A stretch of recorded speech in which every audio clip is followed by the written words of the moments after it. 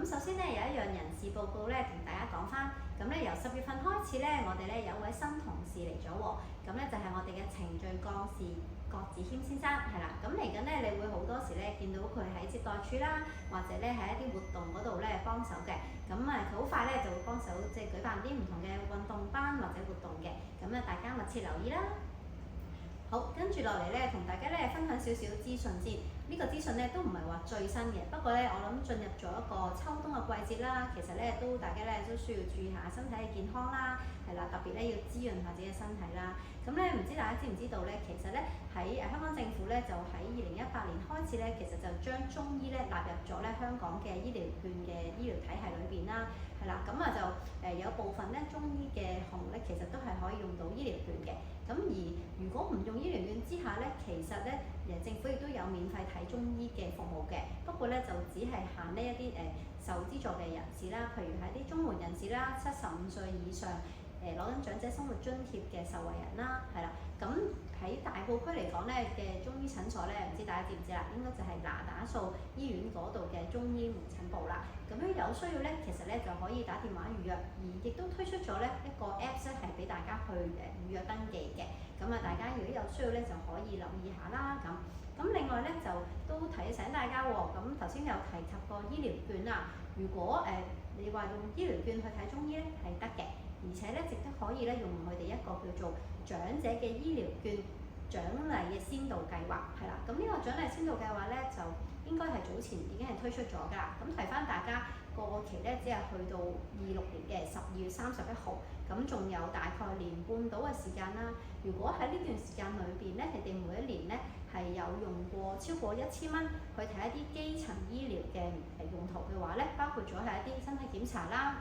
如果西醫嚟講就係啲身體檢查啦、啲篩查啦，咁或者睇一啲中醫都係一啲講緊你一啲保健嘅嘢咧，咁其實咧都係可以用呢個先導計劃，咁累積睇超過1000蚊咧，其實咧就會有500蚊嘅獎賞會自動擺咗入醫療券嘅戶口裏邊嘅，咁咧就大家咧就記得有需要咧就要使用咯喎，唔好慳咗，唔好漏咗啦。好，上一回咧記得咧同大家咧提過咧，我哋咧有一個SQS 啦，唔知大家有冇印象一個服務標準？咁咧就上一次嘅例會咧，其實我哋已經講咗咧7、8、9嘅標準項目噶咯喎。咁今次例會咧就想同大家咧分享咧標準10、11、12。咁標準10係啲乜嘢咧？就係講咧申請同埋退出服務嘅。咁咧其實我哋中心咧就已經有一啲措施同埋一啲政策咧，其實咧都點樣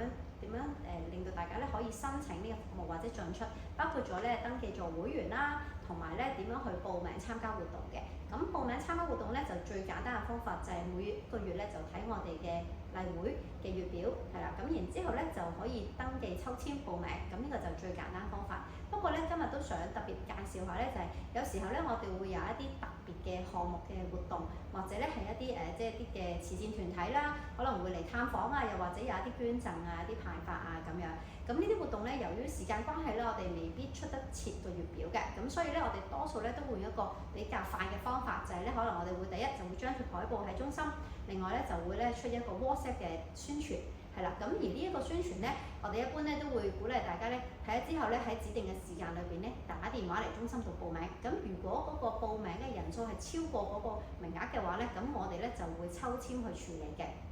咁請大家留意翻，如果你本身係未有 WhatsApp 嘅話咧，咁就可能咧你就需要咧就可能最好有啲親友咧可以幫你接收到個 WhatsApp 信息去做翻個登記都可以嘅。係啦，咁另外咧就留意翻啦，呢一個 SQS 10裏邊咧都提過咧，我哋咧就係所有嘅活動報名咧，我哋都係受翻活動報名當事人去嗰個名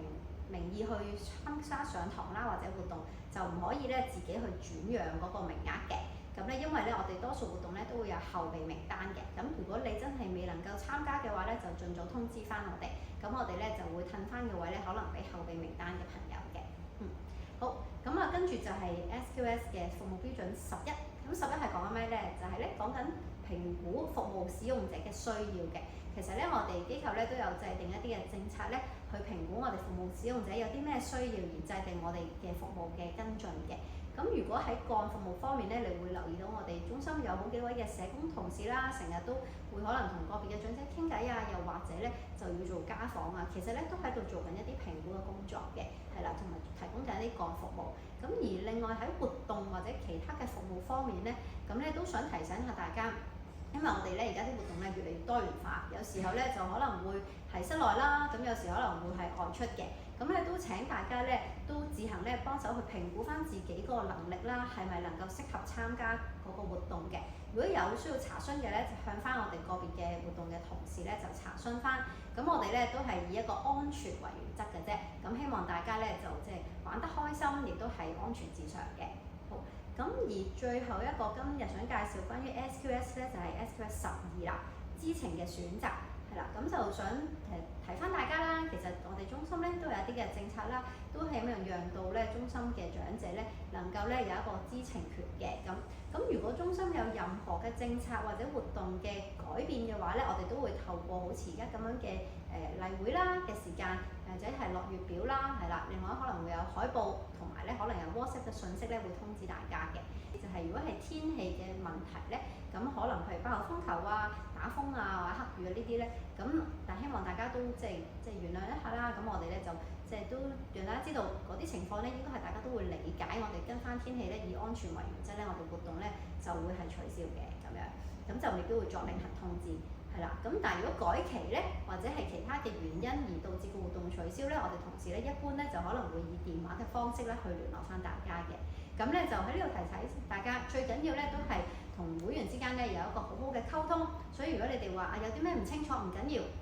即管咧打電話嚟，係啦，中心或者咧直接嚟中心揾我啲同事問翻就可以啦。唔該晒。好，今期咧就有一啲活動介紹翻俾大家，咁咧就有5個活動啦，係啦，咁第一個率先要介紹咧就係我哋今個月隆重其事嘅敬老護老愛心券嘅售賣行動啦，咁咧就會喺10月25號開始，係啦，就會有我哋嘅愛心券嘅售賣啦。咁當日嘅下晝1點至4點咧，我哋都會喺廣福邨同埋咧喺大埔墟嘅港鐵站同埋白石角咧，就會擺設一啲嘅街站咧，係作為嘅售賣嘅。咁如果大家咧有興趣幫手咧，可以咧嚟幫我哋手做義工，係啦。咁而27號同埋28號咧，我哋同樣咧早上嘅時間10點到12點咧，都會喺廣福邨度設有售賣嘅時間嘅，係啦。咁如果有興趣幫手咧，就可以做義工。咁如果咧你話我想幫手即係認購嘅話咧，就歡迎到時咧由10月25號開始咧，就歡迎嚟中心嗰度認購啦。咁有錢出錢，有力出力啦。咁好，咁另外咧就有啲活動咧，就想同大家宣傳翻嘅。咁喺11月份咧就會有幾個活動咧係嘅名額會比較多啲，咁喺度同大家介紹翻。第一個咧就叫做流浮仙味遊，咁咧就係11月19號，係啦。顧名思義咧，其實我哋就會去流浮山嗰度就食海鮮，係一個旅行活動嚟嘅。同時之間咧都會去參觀呢個頭抽嘅專門店啦，同埋豆品工場嘅。咁咧就名額有56位，係啦，費用咧就150蚊。咁有興趣咧就要剔抽籤表嗰度去抽籤啦。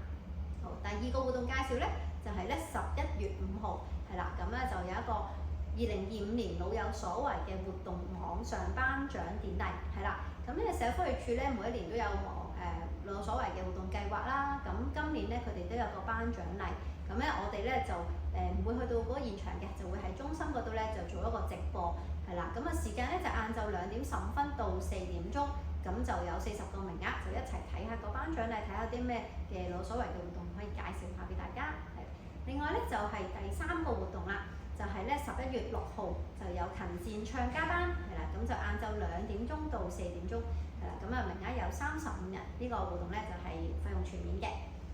第4個介紹咧就係咧同你哋嘅切身關係啦，就係咧可以幫你哋剪下靚髮嘅。咁咧我哋有個義剪日啦，就喺11月嘅24號上晝10點到12點。咁我哋有